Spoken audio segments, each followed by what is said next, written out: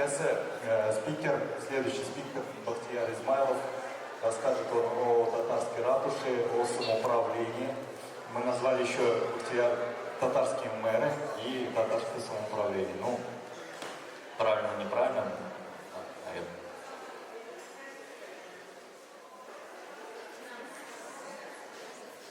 Дуслар, біздің лекция келегіз татарская ратуша, мэры и самоуправление в 18-19 веке. Келегіз, рахметігіз, қызықлы лекциялар.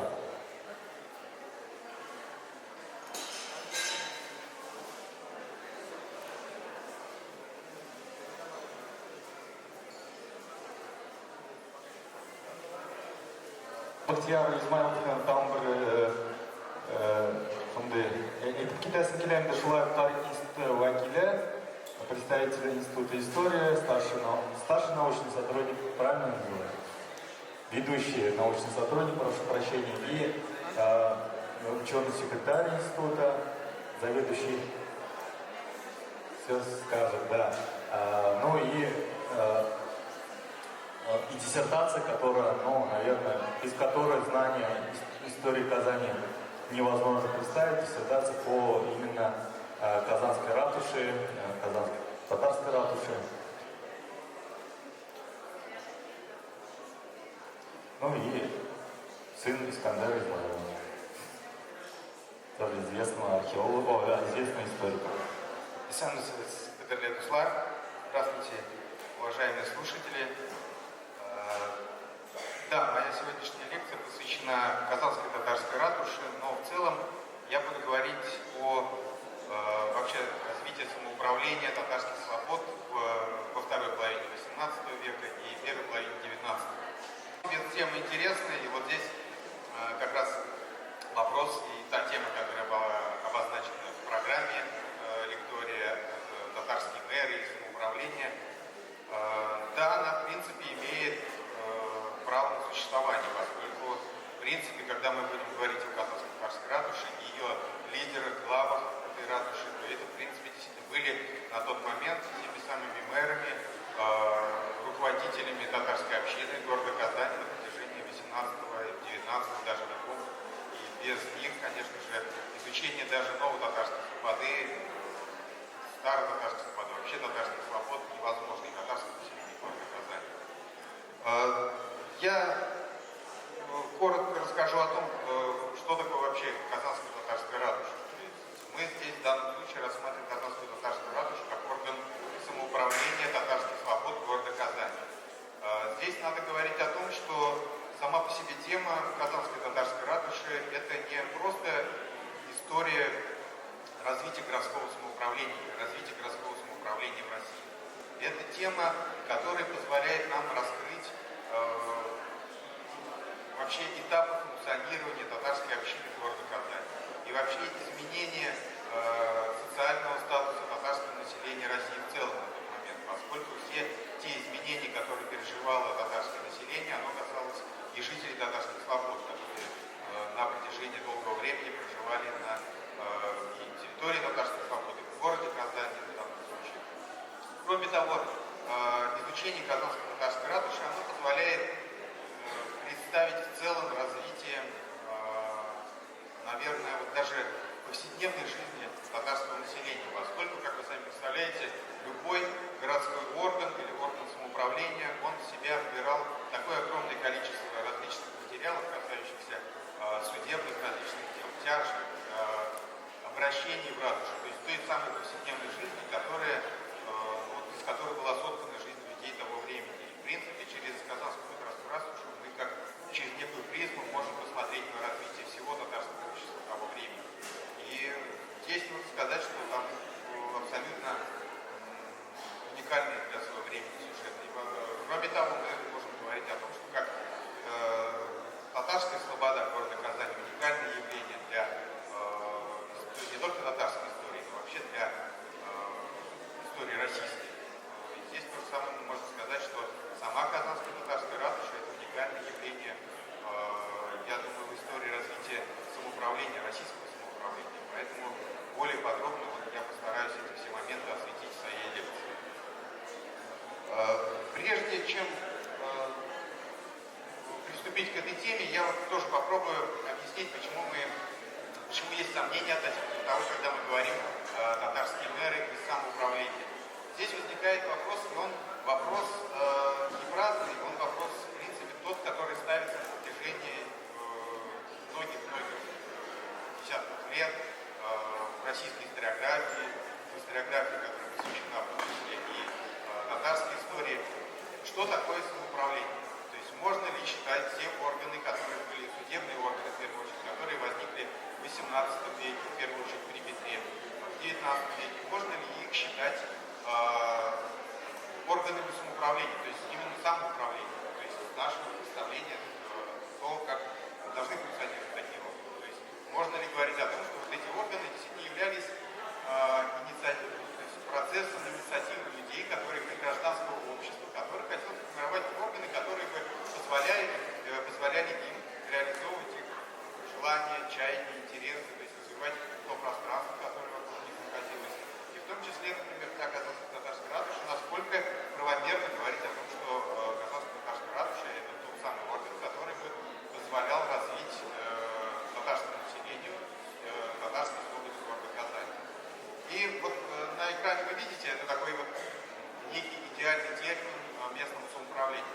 И для историков, которые, например, считали, что в России на протяжении 18-19 веков, например, самоуправление не существовало по факту, поскольку все органы местного управления были сформированы по сути своей с верховной властью. То есть, например, Петр I создал городские органы власти, которые он заимствовал, органы городского самоуправления, которые он заимствовал в Западной Европе. В то время как в Западной Европе, например, органы самоуправления, такие как ратуши, магистраты, они по сути своей формировались в процессе развития городов, средневековых городов того времени. И для того, чтобы свой город как-то обустраивать, необходимо было создать такой центральный город, центральный аппарат, который бы активно реагировал на те чаяния, которые жители городов возникали. И в этом смысле, то есть, как бы развитие самоуправления шло снизу, то есть от гражданского общества. В то время как в России получается, что Петр I, по сути своей, взял кальку некую из Западной Европы и перенес ее на российскую реальность. И, в общем-то, по сути своей, во многом насадив вот эту модель городского самоуправления, которая была принята в Западной Европе. Вот в этом смысле самоуправление в России, оно то же самое возникает у многих вопросов. И когда говорят о том, что были ли вот эти органы, которые были сформированы при Петре и впоследствии развивались, теми самыми органами, которые отвечали чаяниям и интересам самого населения, татарского и российского населения. Целый ряд исследователей в то же время говорит, что если вот развивать эту тему, мы то же самое, например, если подходить с этих же позиций, что такое самоуправление, мы то же самое можем сказать, что по сути своей у нас, современных жителей, никакого самоуправления нет. Потому что по факту, когда мы сталкиваемся, например, с СЖ, по сути, в какой-то степени управляющие компании, которые должны наши интересы представлять, всегда это делают, и в большей степени они зависят от городских властей, чем от нас.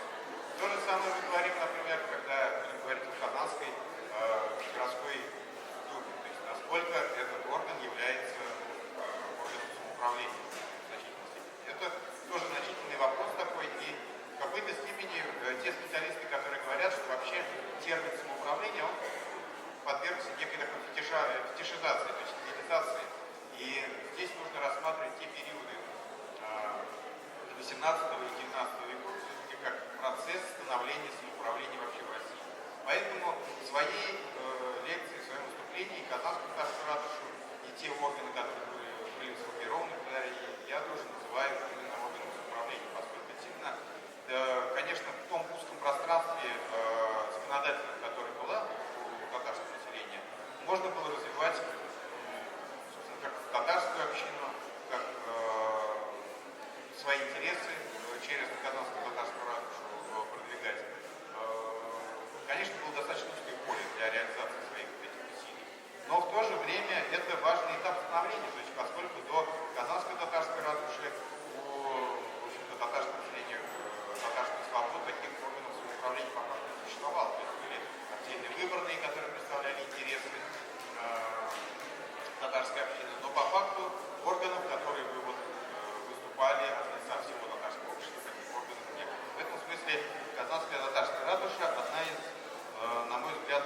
одно из важнейших явлений в развитии вообще города Казани.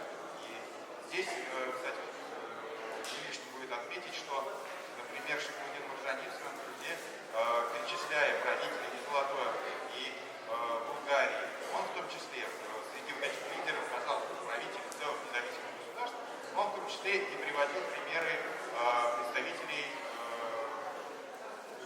в частности, он приводил городских голов татарского общества, в том числе и представителей, присутствующих, которые находились в Казанской татарской ратуше. То есть, по факту, он сравнивал Казанскую татарскую ратушу и ее лидеров с теми же самыми правителями. То есть, он видел некую вот эту преемственность. И нужно говорить о том, что для татарского населения того времени, по всей видимости, те представители и члены Казанской татарской ратуши рассматривались именно как такие некие лидеры татарского общества 18 века, начала середины 19 века.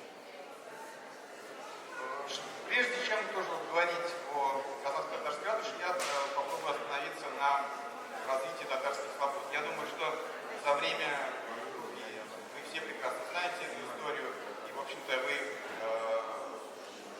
прослушали уже целый ряд лекций, которые посвящены татарской слободе.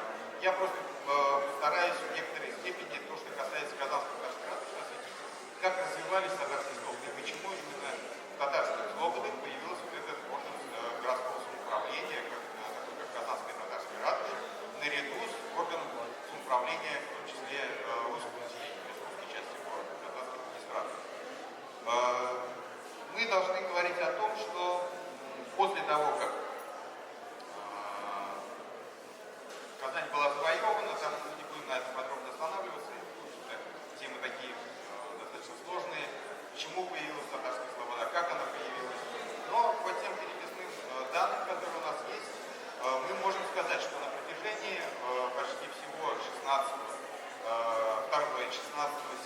веков, в принципе, и большую часть 18 века, численность населения татарских слобод практически не менялась. То есть по различным данным, даже по тем переписям, которые у нас сохранились, там, сведения того же Дамира Ильича Искакова, население татарских слобод, те активные источники, которые у нас есть, население татарских слобод не превышало 1000 человек. Причем здесь нужно сказать, что перепись, например, 1646 года фиксирует здесь, как вы видите на экране, 39 дворов служилых и 105 дворов слободских тягловых татар. Здесь интересный был вопрос относительно того, почему это татарское население не увеличило своей численности, хотя по сравнению с общей численностью населения города Казани, оно достаточно была скромная часть татарского населения, была достаточно скромной по своим размерам. Но в то же время нужно сказать, что татарские слободы и татарская слобода города Казани всегда была одной из наиболее многочисленных.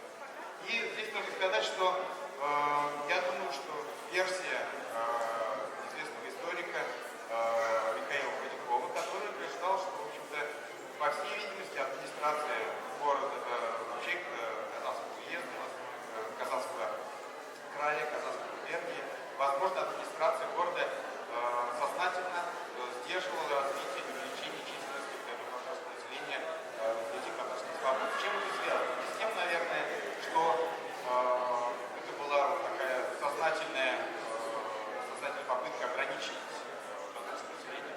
Скорее всего, это было связано с тем, что татарское население города Казани, жители татарских слобод, обладали некими привилегиями сословными, благодаря которым они отделялись и выделялись по сравнению с другим татарским населением, например, Казанской губернии. И это подтверждает, в частности, тот факт, что действительно служилые татары, жители татарских слобод, на протяжении 17, например, 18 веков обладали торговыми привилегиями. То есть они имели возможность торговать по всей России своими товарами, благодаря чему они, в общем-то, во-первых, многие из них сплотили себе достаточно обширные капиталы. Во-вторых, они таким образом, в общем-то, в какой-то степени, наверное, формировали вообще торговые связи российского государства, например, с странами Азии, целым рядом мусульманских стран. И То есть, в принципе, миссия их была гораздо шире, чем просто заниматься торговой деятельностью. Они, в принципе, выполняли еще и дипломатические явно миссии. Здесь еще нужно сказать о том, что вот вы видите, третий пункт, это кто такие жители татарских слобод в 16-17 веках и в начале 18 века. В первую очередь выделялись всегда служилые татары и так называемые исачные татары. Отличие, общеизвестный факт, то есть служилые татары, они получали различные поместья за свою службу российскому государю. Исачные татары занимались тяглым населением, они несли тягло, то есть занимались, например, рыбачеством, различными промыслами, и благодаря чему они платили за этих промыслов, в общем-то, налог государству, то есть несли тягло. Служилые же татары участвовали в военных походах российского государства, за что получали различные привилегии. Для служилых для слободских татар города Казани такой привилегией была возможность торговать. То есть им в качестве привилегии дали возможность торговать товарами по всей России, как практически как русским купцам. И таким образом они имели возможность, то есть, получить не поместье, например, а получали таким образом прибыль с той торговли, которую осуществляли по всей России. И здесь нужно говорить о том, что вот это различие между в их статусе, то есть служилые татары, которые по факту, в общем-то, их статус уже в начале 18 века был достаточно неопределенным, социальный статус. И русское купечество всячески препятствовало их торговле, поскольку, видимо, у них именно того конкурента, который мешает самим получать значительную прибыль от торговли. Что касается управления татарских слобод второй половины 16 века и на протяжении 17 веков, по данным, которые у нас есть, мы знаем о том, что здесь существовало некий судебный орган, так называемый, видите, татарская судная изба, это четвертый пункт, который управлялся приказчиками по тем фамилиям, которыми до нас дошли. Это в первую очередь представители детей боярства, то есть некого такого дворянского населения, русского дворянства в первую очередь. То есть, по всей видимости, несмотря на то, что эти служилые татары находились рядом с городом Казани, то есть одним из мощнейших постелей на протяжении 16-17 веков, в то же время местная власть все равно с таким неким недоверием относилась к тому татарскому населению, которое проживает в то же время рядом с городом Казани. И вот эта татарская судная изба, она являлась неким таким контролирующим органом, который четко знал, что происходит в татарском народе в те моменты, когда проседали полностью совершенно другими делами. Ну и вот тоже там известны вот эти моменты, связанные с тем, что вот по записи того же самого путешественника Адама Алярия, который говорил о том, что, например, слободы Казани заселены в основном татарами, в то время как центральная часть города заселена именно русским населением. Ну и он, в частности, именно его свидетельство о том, что татарам, например, было запрещено посещать Казанский Кремль, то есть, поскольку это была некая цитадель, крепость, по всей видимости, само главное российской власти потом того, что произойдет некое восстание, возможно, и вот татар, которые покупали в Казанском Кремле, возможно, способствует тому, чтобы эта крепость была захвачена. Но так или иначе, это тоже говорит о том, что опасения у российской власти, в общем-то, по всей видимости, были относительно лояльности татарского населения свободы. Ну и вот различные варианты, это зачастую представление европейцев о том, как выглядели эти самые служилые татары. Что касается тоже вот важный момент, то, о чем я говорил, реформы Петра I, они в значительной степени изменили вот этот статус служилых татар. То есть, если мы говорим про 17 век, служилые татары участвовали практически во всех войнах, которые было российское государство. То есть, с Речью Посполитой, с Крымом даже они участвовали в войнах. Но постепенно, после того, как вводится регулярная армия при Петре I, значение вот этих служилых татар, которые могли в любой момент выступить на стороне российского государя, значение их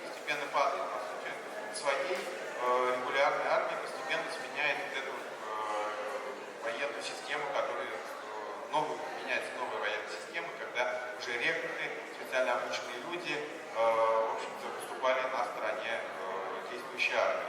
И в этом смысле уже на протяжении первой четверти XVIII века правительство предпринимает целый ряд указов, которые вот эти различия между населением, особенно не русским населением, они постепенно их начинают стирать. В частности, в 1719 году распространяется подушный кодекс. То есть, что такое подушный кодекс?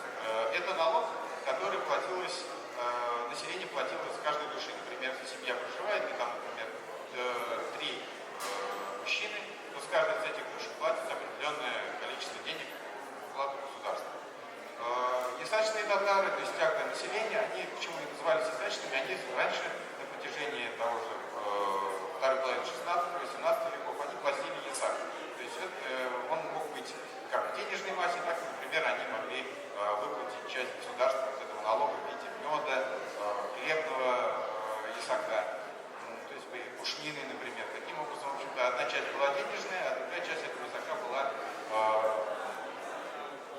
натуральной. Поэтому, в общем-то, введение вот этой подушной подати, по сути своей, ясачных татар приравнивал государственным крестьянам всей Российской империи. В 1722 году уже следующий указ Петра I переводит уже вот этих служилых татар, фактически сравнивает с ясачным населением, и то же самое они становятся как простые крестьяне. То есть, служилые татары, как правило, были в большей своей части, там многие из них были представителями различных династий дворянских, то есть ведущих свои там корни еще со времен Казанского ханства. То есть они фактически сравнивались с простыми крестьянами. И на протяжении длительного времени татары продолжали себя именовать служилыми татарами. И они говорили, мы служилые татары, не выделяли себе, говорили, что вы нас, пожалуйста, не смешивайте с ясачными татарами, поскольку это население тяглое, по сути своей, это те люди, которые служили нам. Здесь же, в общем-то, для российской власти разницы уже не было. То есть они фактически приравняли их к государственным предприятиям, которые несло все те самые тяжелейшие налоги, подати, различные повинности, которые, в общем-то, раньше они могли избавляться, поскольку татарское население несло долгое время рекрутскую повинность, подушную подать, но фактически приравняв государственными крестьянами, они все вот эти повинности начинают нести сами. Ну и еще один такой важный, да, и 1724 год, это служилые татары, по сути, своих приравниваются к государственным крестьянам. Еще один важный момент для начала 18 века, это 1718 год, когда создается Казанское адмиралтейство. И вот эти введения вот этой ложманской повинности. То есть почему, опять же, на население не русское возложили эту повинность? Потому что это было проще всего. То есть платить это населению не надо было, поскольку оно должно было выполнять вот эти повинности. А служилые татары, поскольку необходимость в их военной мощи, в военных силах уже не нужно было, ну, в общем, отправили, по сути, своей на руку вот этого корабельного леса для строительства огромного российского флота, который в этот момент при Петре, это и Северная война, то есть попытка застолбить свое место на вот этой европейской карте, практически европейской карте. Для татарского населения города Казани вот эти указы, они, естественно, затронули все татарское население татарских свобод. Но здесь остался такой сложный юридический момент для российского государства. У них по-прежнему оставались жалобные грамоты, которые они получили еще в 17 веке, на возможность торговать по всей России. И в связи с этим возникла достаточно сложная такая юридическая коллизия. Русские купцы неоднократно пытались закрыть татарские лавки, говорили, служилые татары и татарское население этих татарских свобод фактически являются государственными крестьянами. Государственным крестьянам запрещено торговать без уплаты различных пошлин. Почему они продолжают торговать? И когда они закрывали, например, лавки, чем наносили вред торговой деятельности славянских татар, они объясняли это очень просто. То есть они не имеют права торговать, потому что никаких документов у них нет. Татары говорили, вы знаете, у нас есть целые свертки, которые нам дал указ, например, Алексея Михайловича Романова. Вот он говорил и подтвердил, что у нас есть вот эти жалобные грамоты, которые нам даруют возможность торговать по всей России. Купцы говорили, нет, сначала разберитесь с российской властью, прежде и потом уже приходите, будете торговать. В результате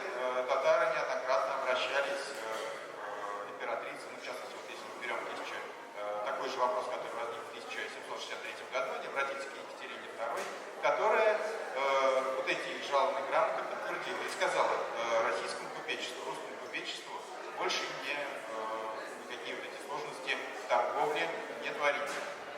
И здесь нужно говорить о том, что вот сама Екатерина II воспринимала, по всей видимости, вот этот шаг тоже как, во-первых, она таким образом не провоцировала на бунт по факту татарского населения, которому, в общем-то, кормиться больше нечем было. То есть возможность торговать для служилых татар, например, татарский свобод, являлась одной из немногих вообще форм деятельности, которые они могли получить прибыль. То есть у них по факту земли все забрали, свои, то есть, на которые они могли бы осесть, там, например, платить какой-то там налог с этой земли, получать прибыль. Фактически торговля оставалась их единственным промыслом, который приносил существенный доход. И Екатерина II, здесь нужно тоже отдать должное ее мудрости, фактически помогла таким образом татарскому населению оставаться, так сказать, во многом тем самым мощной торговой факторией, можно сказать, которая продолжала свою торговую деятельность по всей России. Для XVIII века это тоже вот как раз посылки некой вот этой казанско-татарской ратуши. Здесь я не буду подробно на этом останавливаться, но вот эти все сложности, которые возникали на протяжении первой половины XVIII века, на протяжении всего XVIII века, фактически были связаны с вот этим юридическим статусом татарского населения города Казани. И в этом смысле, например, в архивах долгое время там, мы можем найти целый ряд документов, когда, поскольку статус фактически татарского населения не было своего органа, который мог бы представлять на различных уровнях государственной власти. Фактически они находились, частично они принадлежали к Казанской адмиралтейской конторе, которая отправляла их, например, на рухлядь корабельного леса. С другой стороны, по различным вопросам они относились к Казанской губернской канцелярии. В то же время, как вы знаете, вот эта деятельность, миссионерская деятельность Русской Православной Церкви, она фактически пыталась, борясь за души иноверцев, она пыталась максимально сократить возможность для татарского населения исполнять эти свои как раз религиозные нужды. И в частности, вот эта знаменитая история о том, что в пожаре 1749 года было обвинено татарское население в этих слобод, это тоже в принципе говорит о том, что сами татары фактически не могли отстаивать вот эти свои права, не имея вот этого представительного органа. И, например, происходили там целый ряд тяжб судебных дел, когда татарин, например, обвинили, будучи на рынке, он в частности поругался с одним из русских купцов, который его обвинил в том, что он пулил православную веру. Фактически подал под деятельность Казанской консистории, которая уже могла с ним действительно его там, пытать, допрашивать, каким образом он это сделал.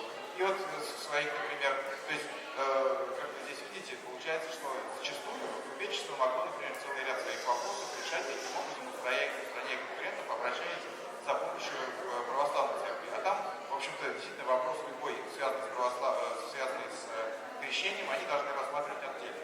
В связи с этим он объяснял это все долго, но так или иначе он был отстранен от этой торговой своей деятельности.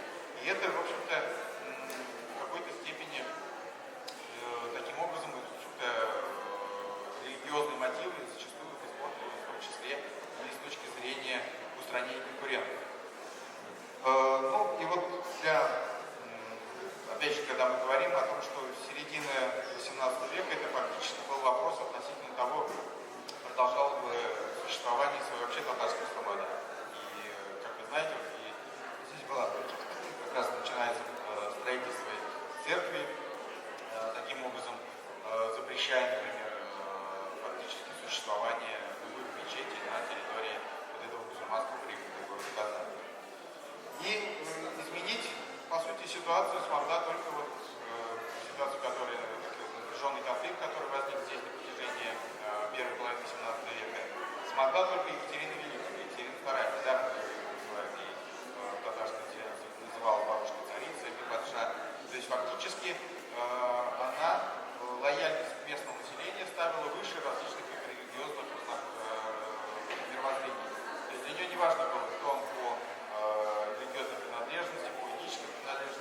ее главное было, что он проявлял лояльность. Татарское население города Казани всегда проявляло лояльность российской власти. И в этом смысле Екатерина II во многом даже также отмечала это и фактически позволила вот этому татарскому населению города Казани продолжать, во-первых, осуществлять торговую деятельность, во-вторых, в 1781 году, после учреждения здесь казанского наместничества, здесь появляется Казанская татарская ратуша. Ну, целый ряд реформ, в принципе, известные факты. Сначала это 1773 год, это указ о терпимости всех вероисповеданий, когда, в общем-то, ислам из гонимой религии превращается в религию терпимую. В 1775 году выходит специальное учреждение, это имеется в виду указ об управлении, о системе, по сути, управления губернией вообще всей империи. Ну и в частности, в 1781 году открывается Казанское наместничество, по сути, Казанская губерния заново встраивается в эту большую систему, административную систему Российской империи. И вместе с открытием Казанского наместничества в 1781 году здесь появляется целый ряд органов городского управления. Один из них это Казанский городовой магистрат, и отдельно, та тема, которая нас интересует, это Казанская татарская ратуша. Казанский городовой магистрат по сути своей являлся органом самоуправления для всего города Казани, поскольку к нему относилось в первую очередь русское купечество, многочисленное русское купечество. Казанская татарская ратуша тогда называлась Казанский татарский новый, старый и новый татарский свобод ратуша. И она в первую очередь отвечала за то население, которое проживало на этих татарских свободах города Казани. Ну и отдельный момент, он тоже связан опять-таки с Казанской татарской ратушей, это открытие Оренбургского Магометанского духовного собрания. Мы на этом уже остановимся.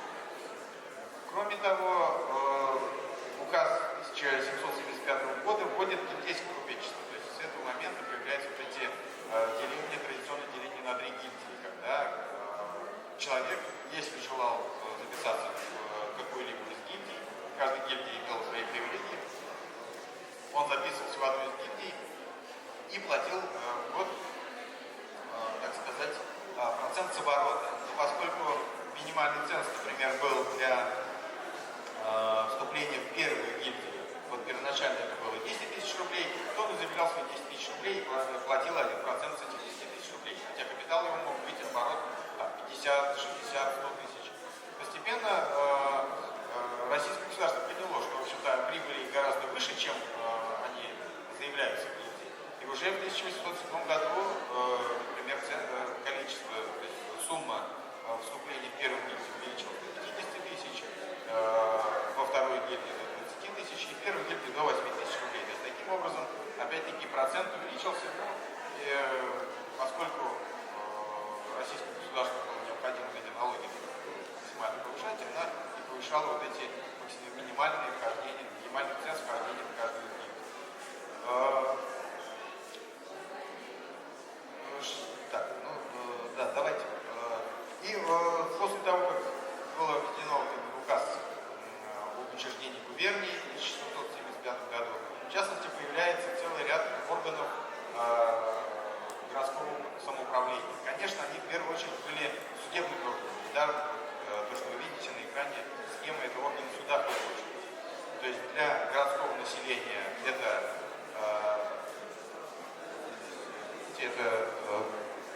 губернский магистрат, высший уровень, низший уровень, средний уровень, точнее, городовой магистрат, и сами горожане, которые выбирают тех представителей, которые входят в городовой магистрат, в частности, для татарского населения, это Казанская ратуша.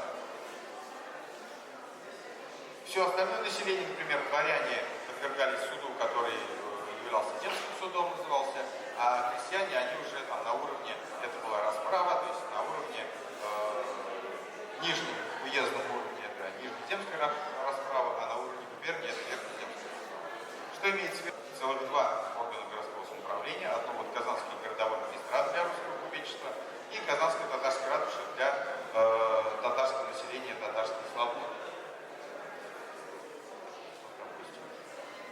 Ну и теперь вот подробнее о самой ратуше. Казанская татарская ратуша, вот мы традиционно называем ее именно татарской ратушей. Первоначально она в документах фиксируется как Казанская старой и новой татарской свобод ратуши. По всей видимости, вот и уже только с 20-х, 30-х годов 19 века она фигурирует сначала как Казанская городовая ратуша или просто Казанская татарская ратуша. По всей видимости, это говорит о том, что вот первой трети 19 века татарские слободы, они в определенном смысле стали восприниматься как некое единое пространство. Ну и в частности, когда мы говорим о том, что именно с 1825 по 1830 год, например, в территорию города Казани уже входят слободы. Это и слобода, и, например, Ягодная слобода, то есть она фиксируется как единая часть уже города Казани. И здесь, по всей видимости, в определенном смысле тоже вот эти процессы происходили. То есть с этого момента перестает уже Казанская татарская ратуша именоваться как Казанских старой и новой татарских свобод ратуши. То есть, видимо, вот в этом смысле перестает вот эта юридическая разница между двумя слободами фактически сходит на нет. Первоначально, после учреждения Казанской татарской ратуши в 1781 году, в ее состав входил городской глава, избираемый татарским обществом, 2 бургомистра и 4 ратмана. То есть разница между ними, в общем-то, по функционалу была небольшой между бургомистрами и ратманами. По факту это присутствующие, которые постоянно занимались судебными делами, ежедневно, которые возникали в Казанской татарской ратуше.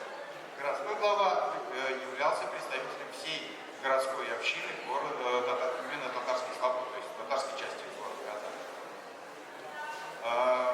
Что интересно, при выборах, например, 2 бургомистров и 4 ратманов на первом этапе было равенство. То есть один бургомистр и 2 ратмана от старой татарской слободы и 1 бургомистр и 2 ратмана от новой татарской слободы.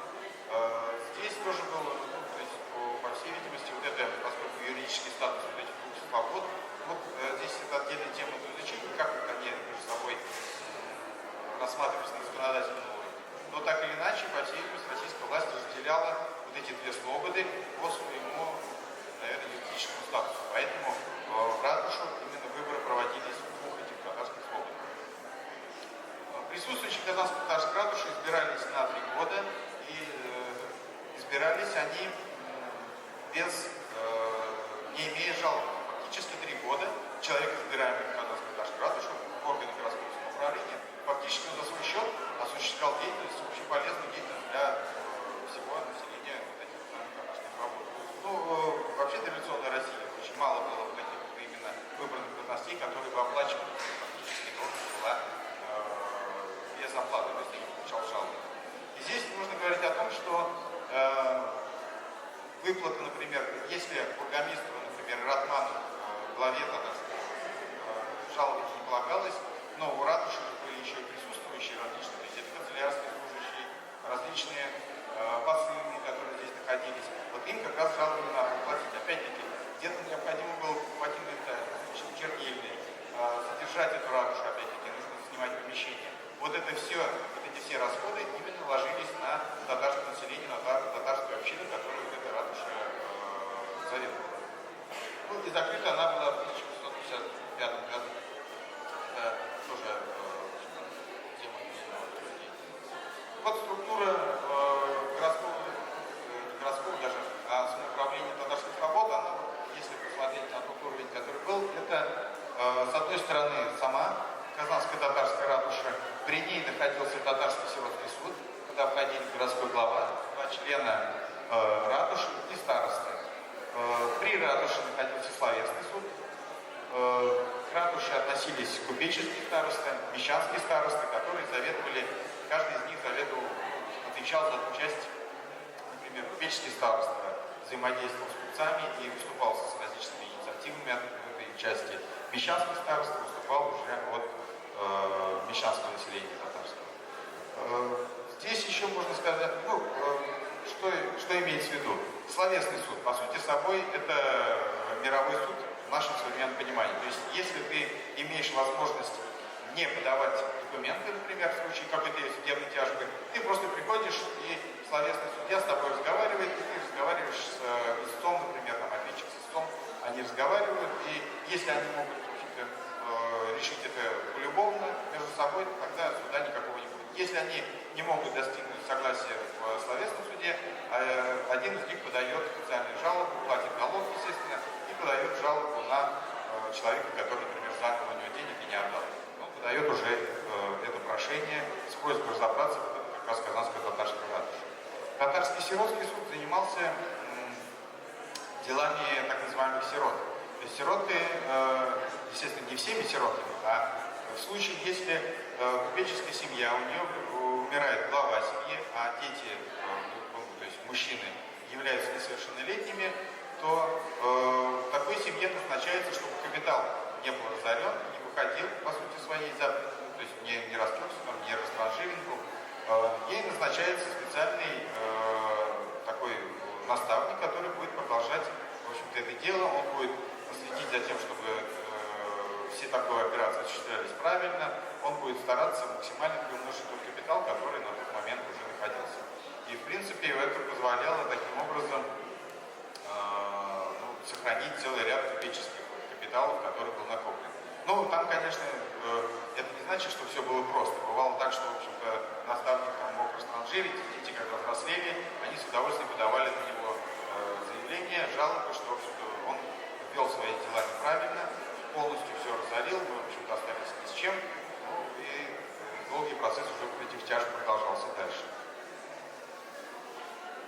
Долгое время есть различные сведения о том, где Казанская татарская ратуша располагалась. С 1815 года ратуша располагалась на улице Парижской коммуны, на перекрестке улицы Парижской коммуны и Московской. И здание, сейчас оно в более отреставрированном виде, у меня старые фотографии здесь есть. Именно там произошел в 1815 происходит сильный пожар, и чтобы спасти документацию, ее был необходим дом, который находился ближе, то есть на протяжении всего своего времени Казанская татарская ратуша, как правило, располагалась в районе вот этого сенного базара, то есть в различных там вариациях. Там, здание, где она находилась, оба раза вот это где-то в районе сенного базара. В 1815 году происходит сильнейший пожар в Казани, и, по всей видимости, чтобы спасти документы, они на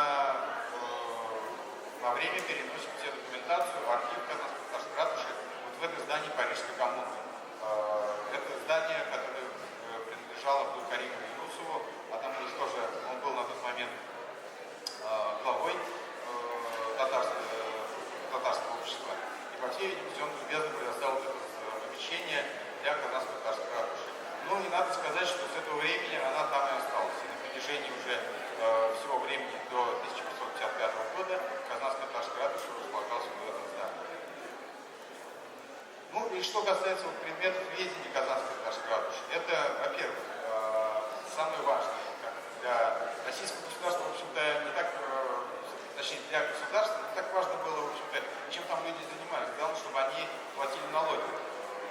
И взыскание вот этих повинностей, податей различных, выполнение повинностей, той же Вашманской повинности, все это возлагалось на, например, ратуши и магистраты. В частности, Казанская татарская ратуша также переписывала население татарских свобод, взимала с них налоги, требовала налоги с тех, кто не оплатил, например, эти налоги.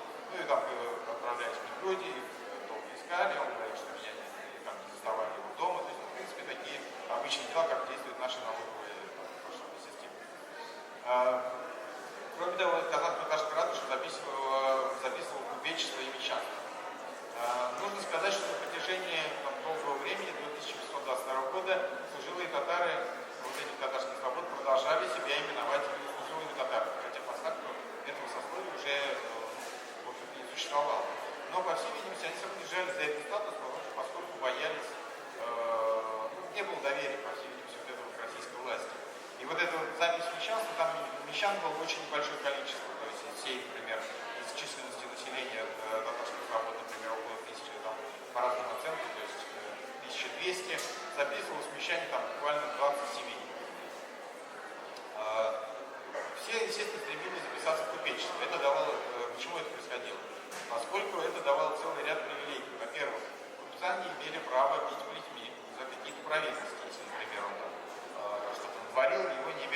бить людьми, то есть телесных наказаний он не несет.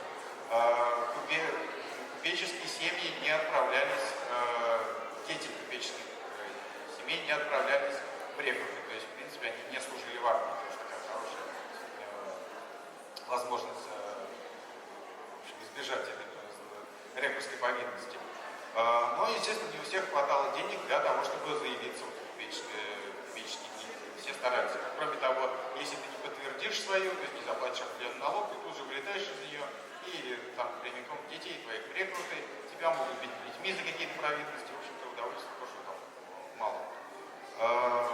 Кроме того, Казанско-Татарской ратуши решал судебные дела и торговые споры. То есть, например, один купец занял у другого денег на какие-то дела, прогорел, денег вернуть не может, другой пишет, сразу же выдает бумаги на Казанско-Татарскую ратушу на то, что такой-то купец мне денег занял и, в общем, долгое время от меня бегает и до сих пор деньги так мне не вернул.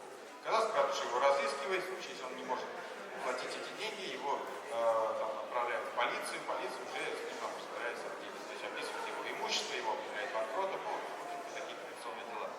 Кроме того, здесь Казанская-Татарская ратуша выдавала торговые паспорта для поездок по торговым делам, то есть на ярмарки различные, на осуществление операций различных торговых. Ну, то есть, в принципе, вот эти одни из тех первых паспортов, которые, то, что мы привыкли понимать вот в нашем представлении паспорт, там этот паспорт вот выглядел примерно вот так. То есть,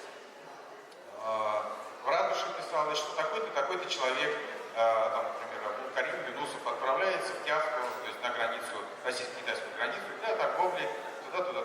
И дальше описывается, как он выглядит, потому что фотографии не было. Пишется, ну, например, нет 3 зубов там спереди, рябой, косой там, или там любые приметы, которые можно было как-то зафиксировать, чтобы его узнали на границе, а как еще других же вариантов нет, рисовать никто не собирается. То есть таким образом, в общем-то, вот паспорт выглядел примерно так. То есть это уже в нашем представлении о том, что паспорт это, ну, в общем-то, документ с фотографией, где все это подробно описывается. Паспорт выглядел примерно так. И в случае, если человека заставали где-либо без какого-либо паспорта, то есть, например, он зафиксирован в какой-то деревне, или в Татарской Слободе, в Новой Татарской Слободе, он зафиксирован, что проживает там, и дай бог он окажется где-то в Оренбурге, там, в другом населенном пункте, у него сразу спросят, там, подойдет к нему полицмейстер там, или городовой, и спросит, где твой паспорт, что ты здесь забыл?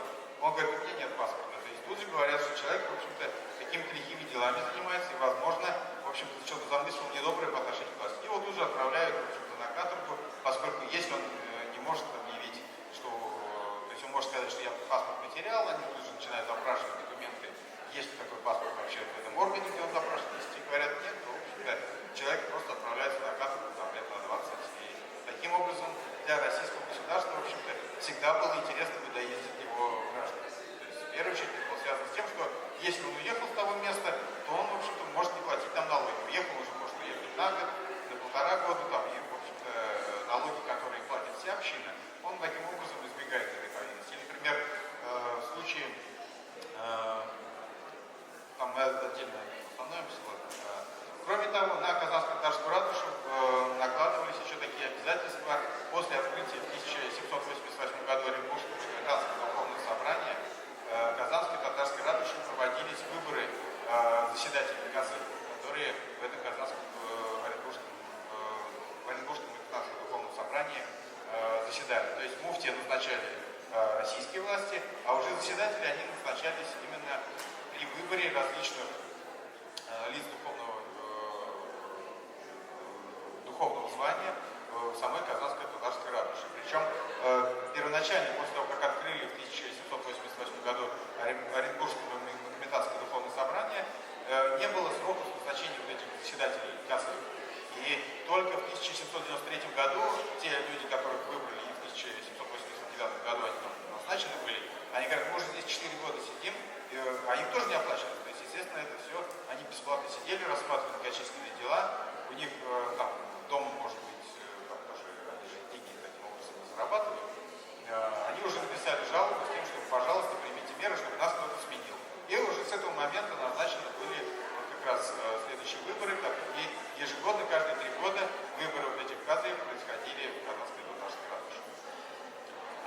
момент, это связанный, он тоже очень такой многоаспектный, это рекруты, когда отдавали, когда мы говорили, рекрутская повинность.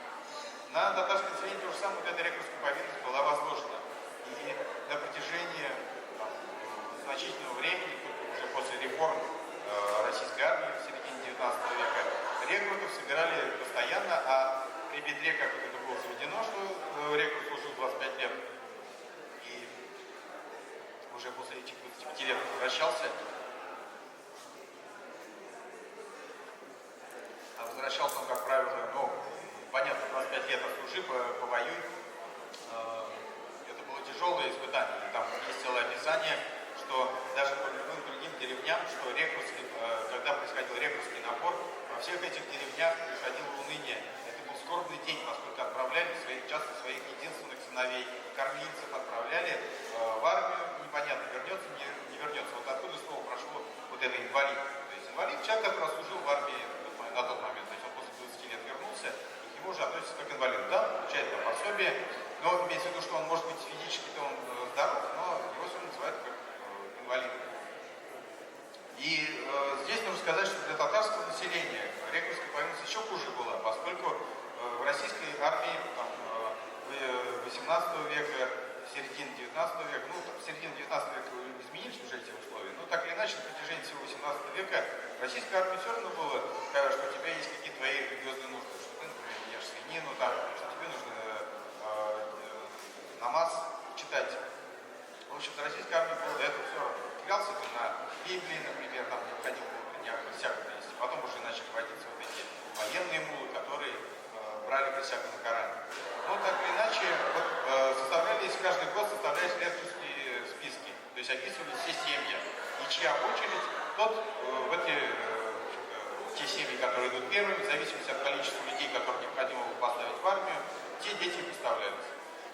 Это, естественно, вызывало там целые споры были, поскольку, например, некоторые богатые купеческие семьи, они могли позволить себе различными способами, по всей видимости, действуя там, через присутствующих казахских ратушей, они могли подвинуть свою фамилию чуть пониже. И там, например, несколько раз тяжко было, когда женщина говорила о том, что мы просто малоимущные, и нас двигают вверх списка, потому что у меня единственный сын, хотя он не должен уходить, то есть я не могу лишиться кормильца. Но все-таки это было часто совершенно несправедливое распределение вот эти рекрутские списки. Кроме того, здесь нужно говорить о том, что сами вот эти рекрутские списки, когда составлялись, тогда община иногда, благодаря вот этим рекрутской повинности, имела возможность людей, которые бузаторы, хулиганы, от них избавиться. Ну, там, например, были случаи, когда двое людей там ограбили кого-то, залезли в дом. Татарская община, татарский свобод, она решила, что вот эти два человека, в общем-то, идут следующими в списке на рекруты. И отправляла в рекрут зачет, пожалуйста, примите там вот этих двух хулиганов, поскольку им с нами, в общем-то, все плохо, они не имеют, мы их исключаем из своей общины. Другой возможности не было. Если его по уголовным делам отправить просто на каторгу, то это бессмысленно, то есть он ничего полезного в обществе не принесет. А так можно было за счет его директора списка отправить. Ну, кроме того, например, было, опять-таки, с рекрутской повинностью связано целый ряд рекрутов, людей, которые знали, что они попадут в рекруты, вот откуда там тоже вот это самострелы.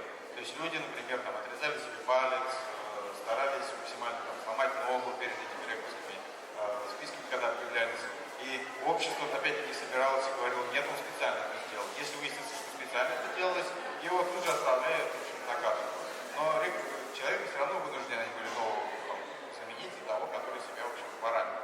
И таким образом, вот эта рекрутская повинность, она действительно одной из таких тяжелейших повинностей, которая лежала на вообще всем российском государстве, и в частности вот на слободу города Казани.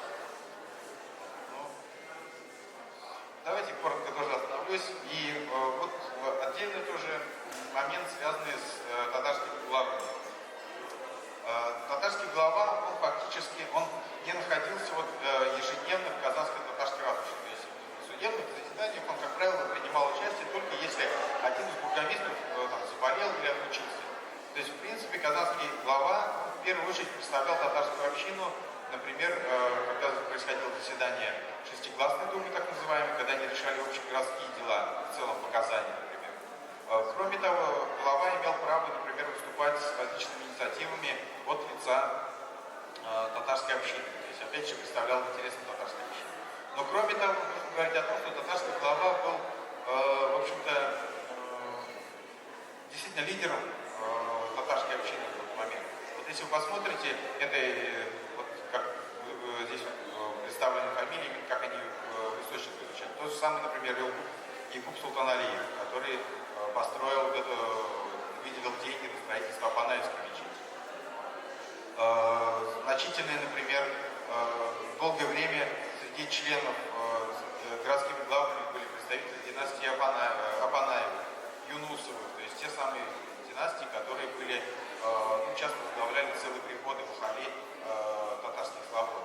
И в этом плане нужно говорить о том, что действительно, когда выборы происходили главы, вот здесь борьба была нешуточная. То есть мы можем говорить о том, что просто уже здесь времени нет на этом останавливаться. Когда мы говорим о том, что были выборы, например, бургомистра или ратмана, в общем, там жители не особо баллотировались, потому что выгодно нет 3 года сидеть канцелярскими делами, заниматься какими-то, когда у тебя там дело твое горит, у тебя такого операции нужно проводить. В общем, удовольствия было мало там сидеть. А если выборы происходили в городские главы, то тут уже борьба достаточно серьезная была. И вот, например, представители династии, например, тот же самый Ибрагим Юнусов, он вообще дважды избирался до 1855 года, в частности, он продолжал возглавлять Казанскую татарскую ратушу. И нужно сказать о том, что действительно его работу отмечали несколько раз, и он сам стремился, по всей видимости, перед российской властью таким образом отметиться. То есть у него были свои такие корыстные, я думаю, интересы в чем-то, поскольку это давало, то есть у тебя не было возможности продвинуться на государственной службе, но ты мог за счет общественной деятельности, которая по сути своей являлась возглавляя татарскую общину, таким образом ты мог продвинуться, получить различные награды и поощрения. Недаром тот же самый Ибрагим Юнусов там своим братом открывает вот этот мусульманский детский приют, тоже, в общем-то, активно участвует в благотворительности. То, что я говорил, то есть наиболее влиятельные представители как раз из татарской общины, как правило, выбирались в эти главы. Выступал как представитель интересов всех жителей этих татарских глав. И среди список тоже наиболее известные городские главы, они идут, здесь они идут по хронологии, просто уж не приводить различные нахождения в этой должности. Но так или иначе, вы можете посмотреть, Мухаммед Рахим Юнусов, впоследствии его уже сын Убайдулла Юнусов был опять-таки главой, и уже Ибрагим, то есть внук Мухаммеда Рахима Юнусова, впоследствии также был городским главой. То есть это говорит о том, что вот была целая плеяда, то есть у них была заинтересованность в том, чтобы представлять интересы вот этой татарской общины. У них было желание быть вот во главе вот этого татарского общества и решать их интересы. То есть это, в общем-то, достаточно была такая важная должность, которую желали представители татарского купечества возглавить. Опять-таки, вот те же самые и представители семейства Апанаевых, которые точно так же занимали целый ряд представителей этой династии, занимали вот эту должность городского главы. Вот сохранилось тоже несколько в архиве Казанской татарской ратуши, сохранились целый ряд печатей вот этих присутствующих Казанской татарской ратуши. То есть, как правило, печати ставились в тех случаях, если, например, человек не умел писать. То есть, и печать ставилась там в этих случаях. Как правило, все присутствующие Казанской татарской ратуши были грамотными, поскольку не зная причем грамотными нужно было быть не только знание татарского языка, но и русского, поскольку дело производства все велось на русском языке. И многочисленные документы, хотя они составлялись часто, например, на татарском, их переводили на русский язык, и уже на русском языке бумаги поступали в Казанскую татарскую ратушу. И все дело производства необходимо было читать целый ряд законов, знать, как они функционируют,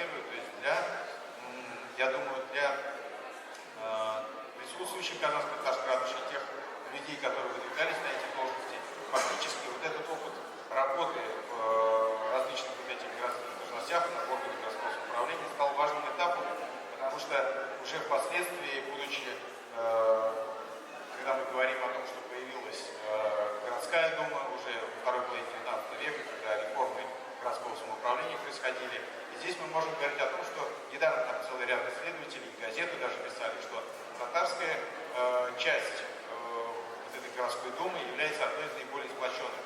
Они выдвигали целый ряд инициатив важных, они выдвигали целый ряд таких идей, например, провода там, ну, опять же, когда мы говорим, это и железной дороги до татарской слободы, проведение там фонари, чтобы привели туда освещение.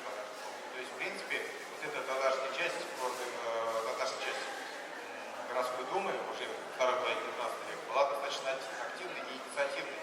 И я думаю, во многом сыграл тот самый опыт, который они получили, как те вот эти купеческие династии, которые получили, еще будучи присутствующим в деле Казанской татарской ратуши.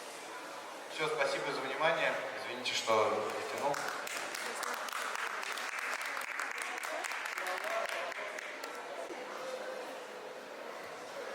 Как вы поняли, существовали служилые татары и остаточные татары.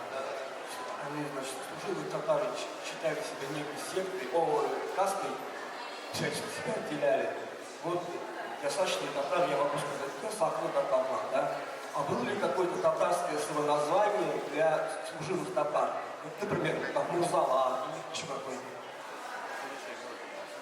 Конечно, они себя в различных источниках, они себя писали как Мурзы, например, такой Мурзин сын, там, например, то есть он подчеркивал свое происхождение.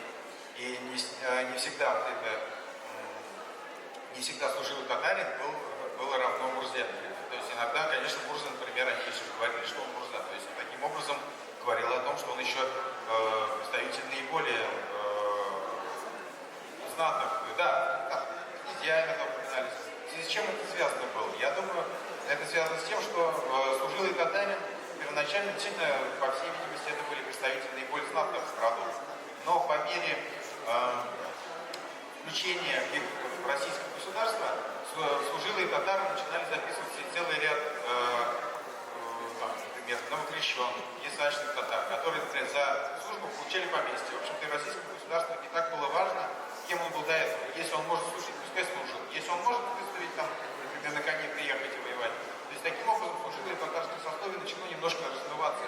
И за счет иноземных, то есть других народов, то есть, мы когда говорим про служилых татар, туда, например, включались иногда и представители там, из Москвы, там, например, Тектерей, там, вот это такая часть.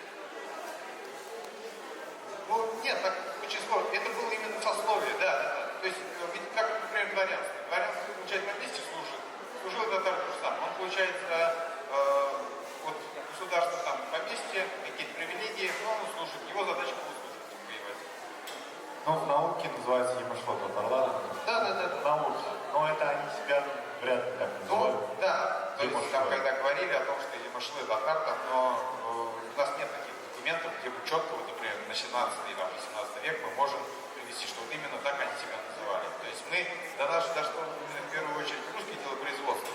А если ты в делопроизводстве, когда ты, например, пишешь с просьбой о каких-то поместьях, привилегиях русскому государю, ты сейчас себя напишешь Емышло татар, а какой-нибудь чиновник уже все равно.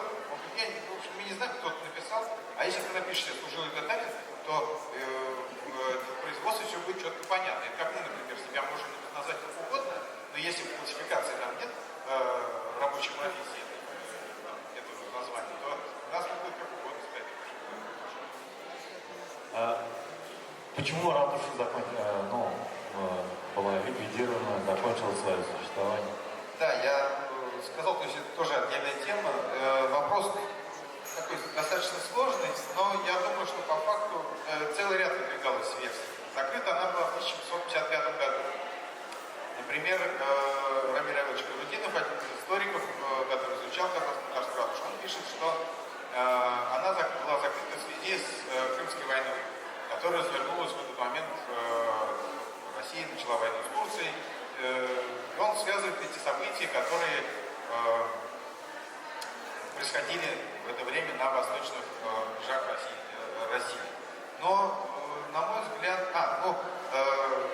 почему именно такая версия возникла? У Маржани есть, в частности, запись, когда он говорит про казахско-татарскую ратушу, что она была закрыта во время Крымской войны. То есть он сам подчеркивает. Но что он имел в виду во время? То есть почему он решил этот факт указать, что именно во время войны? То есть, может быть, ему так запомнилось, или ему так сказали. По крайней мере, это дало почву для того, чтобы посчитать, что именно это как раз русско-турецкая война, впоследствии Крымская война, она стала причиной закрытия. Ну, и там приводилось, в частности, в качестве доводов, уже современным исследователям приводится, в частности, версия о том, что вот татары якобы хотели помочь Турции, что они собирали якобы какие-то средства, там, ну, таких свидетельств нет. Да, может быть, настроения, конечно же, были там, в пользу единоверцев, конечно, были, наверное, сочувствующие, но, по крайней мере, у нас, например, есть данные, что тот же самый Ибрагим Юнусов, он на Севастопольскую, когда уже была Севастопольская осада, он жертвовал деньги для того, чтобы там, на российскую армию, то есть мы об этом можем говорить. То есть, в принципе, связывать напрямую именно с Крымской войной я бы не стал. Скорее всего, и, опять же, нужно говорить о том, что, хотя она так считается, как бы, что закрыта она в 1955 году, там указ вышел чуть раньше, но продолжала она работать еще некоторое время, поскольку все эти документы необходимо были собрать и передать в другие органы. Я думаю, что закрытие казахско-татарской ратуши произошло в связи с тем, что это уже не было смысла делить татарское купечество и русское купечество. Поскольку они между собой постоянно уже контактировали, они постоянно там, часто купцы, например, русские, выступали гарантами того, что, например, деньги, то есть выделяли деньги на различные нужды татарским купцам. Потому что сами татарские купцы были свидетелями у русских купцов. И, видимо, деление вот это создавало лишнюю бюрократию, поскольку продолжал существовать Казанский городовой магистрат, Казанская татарская ратуша. Ну, и надо сказать, что после того, как уже Казанская татарская ратуша закрылась, они просто вошли в состав Казанского городового магистрата. Но они остались той единой массой, вот этой татарской купечества также продолжало существовать, как единая некая масса. И сам, когда Казанский городовой магистрат существовал буквально еще 6 лет, поскольку началась уже реформа Александра II, который вообще упразднил вот эти казанские городовые магистраты, систему городского управления, которое функционировало до этого. То есть я думаю, это просто естественный процесс того, как татарская община постепенно, благодаря Казанской татарской ратуше, она сначала была немножко такая закрытая, когда ее на нее давили в 18 веке, а когда уже эта Казанская татарская ратуша, мне кажется, вот это купеческое сословие татарская община, она постепенно начала раскрываться и активно участвовать в жизни города Казани. На мой взгляд, именно вот это стало, наверное, причиной того, что ее закрыли. Виктор Рахман, что?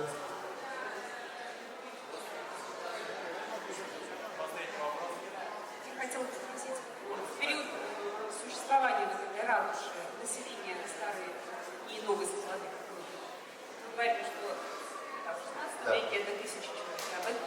Да, там по тем данным, которые у нас есть, то есть на 1700, например, 82 была, когда там, предыдущая перепись, там зафиксирована была, население, если не ошибаюсь, там мужской части было больше 1000 человек. На протяжении уже вот, первой половины 19 века, если не ошибаюсь, там до 2000, по-моему, с чем-то, 2,5 или 1700 выросло население Татарской Слободы. Там сложность в чем определить?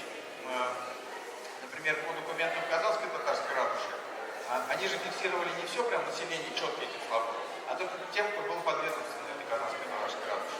В этом беда была, например, когда мы знаем, что были выборы, например, в Новой Слободе там, присутствующих, то есть они выбирали из всего населения, там было, сейчас не собрать, ну ладно, сейчас не помню, то есть всего присутствовало, например, 100 человек, которые избирали этих присутствующих. А всего семейств было там, по-моему, в районе 500 такой. То есть, и в принципе, здесь можно говорить о том, что не происходит. 100 семейств, которые как раз из 100 семейств, только 26 выбирали. То есть, вот 100 семейств мы знаем, что было в Новой Татарской Слободе. Но это не значит, что население Новой Татарской Слободы на тот момент было там именно 100 семейств татарских. По всей видимости, население было больше, но именно те, кто были подведомственны Казанской татарской ратуши, вот они учитывались. Ну там дальше